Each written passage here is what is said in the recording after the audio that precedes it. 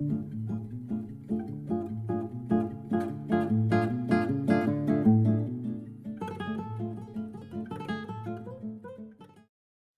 5 minutes with Sean, maybe 10, kicking off April with some fun at the expense of guess who? Vendors. You betcha. Today we're going to talk about two of the big four as I relate to them.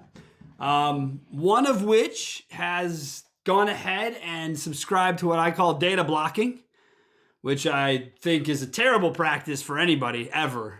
If you work with a dealership and that dealership tells you to grant access to anyone to their data in your back end, you do it. No questions asked. Do you know why? Because it isn't your fucking data. It's theirs. They pay for it. Good? Is that clear enough?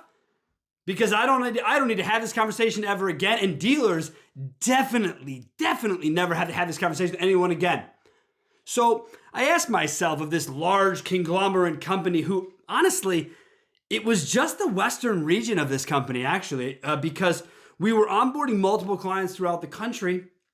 And we got a note back from one of the ones out west that were onboarding with us that we're sorry, but our management team will not allow you access to this dealer's dashboard. I'm serious when I tell you I almost fell out of my chair. 2022 is where we are. And we still have companies who think they can stop other people from seeing their data if it's what their client, who pays this particular company damn near $1 million a year, that they can't do what they want to do with their data. And they said it's company policy, which we know, having been fortunate to have clients all over the country, that's a bunch of bullshit. Okay? So now we were lied to. And almost simultaneously, we're onboarding a client down south, and we get an email back from the same vendor, but from the southern region, in less than 3 minutes, stating, here's your username and password. Thank you very much. Let us know how so we can be of help. Same company, two different parts of the world. If I haven't told you why I hate corporate America, allow this to be lesson number one. You're so disconnected, you have no clue what's really going on in your regions. You have rogue managers who think they can be tough guys and block people from data. What's the fucking end game there? Can I ask? Anyone who has an answer to end game on this, please let me know. Because ultimately the client has to jump through her own hoops, which is absurd, as you know, jumping through hoops. She ends up getting access to the data for us. We see the data. There's nothing to hide. It's nor great, nor terrible. It's just data. So what were they ever hoping to accomplish? And now we're going to have more stores within this group.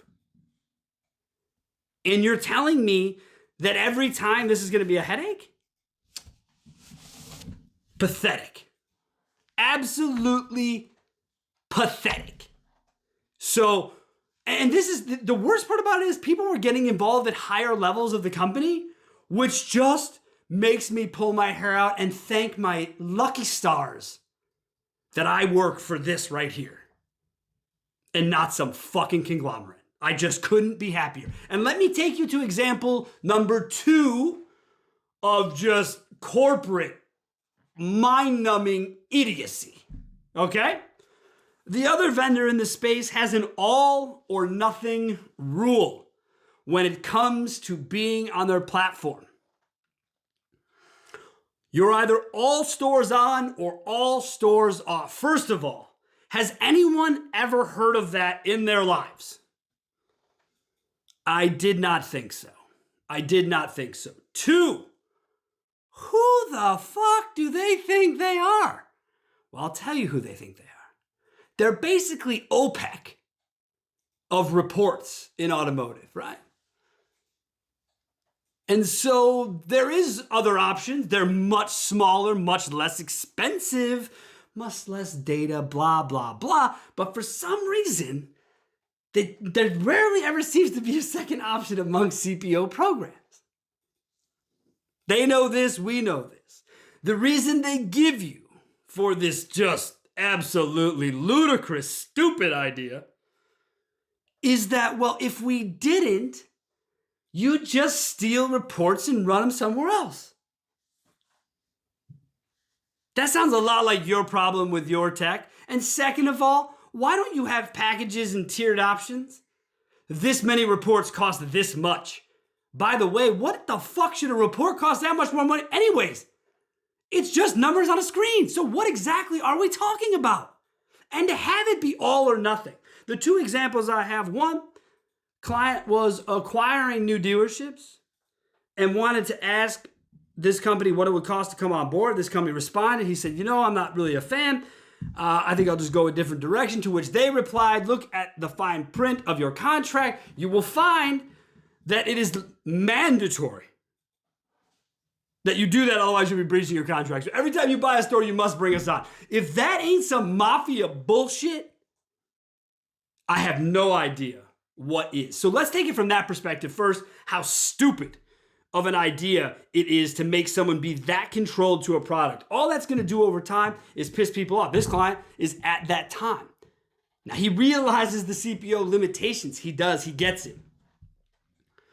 But it's gonna cost him a bunch of other money for what other services they offer that he doesn't have to have. He does because it makes sense.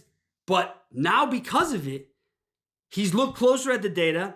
The data isn't really that far apart from the other of the big four that he works with. So then he thinks to himself, well, okay then. They wanna up my rates and demand that I put new stores every time I buy them. And this guy's on his way to, I don't even know how many stores. So every time he's gonna have this, right? It's unacceptable behavior. We should not allow this ever. That's some monopoly shit, people. You should not be allowed to do that. And then let's look at it from the other side, though. Let's flip it around. And then I have a group who wants to bring half their stores on board. Let's just call it 8 out of 16. Want to come on board. They want to up their bill some 4,000% from their current provider to switch, okay? Are you with me? That's what they're into.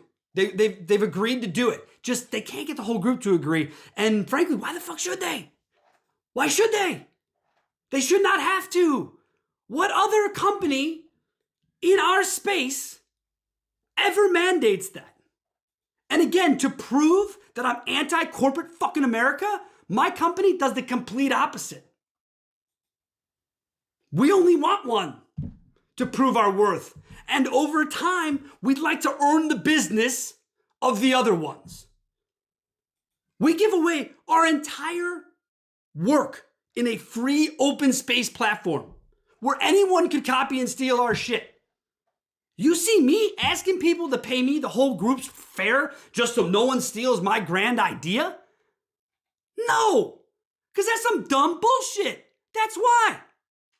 Not only are you passing up revenue, which it's why you have the mandate on the front half, because you don't know how to bill customers to begin with, right? So then after that, you go and fuck it up by not accepting people's money who want to pay you. Because you have an all or nothing policy? Absolutely ridiculous. Dealers, you should fight for a second option in your programs. You should fight for the opportunity to look at the competition. There's nowhere in our space where you have one option. It shouldn't be here either. Y'all know what I'm talking about. If you want to get together and have a big old conversation about it, I'm here. I've already told both companies they're welcome right here on the show with me to discuss how they got here and justify it to you all. Because to me, there's no way you could ever justify either of these behaviors because they negatively impact the dealer body, and that's a serious problem for me. Okay? Look, I think I've made my point clear, and I hope that we can get better together, and I look forward to seeing y'all next week. Go out and have yourselves a wonderful week. Thank you so much.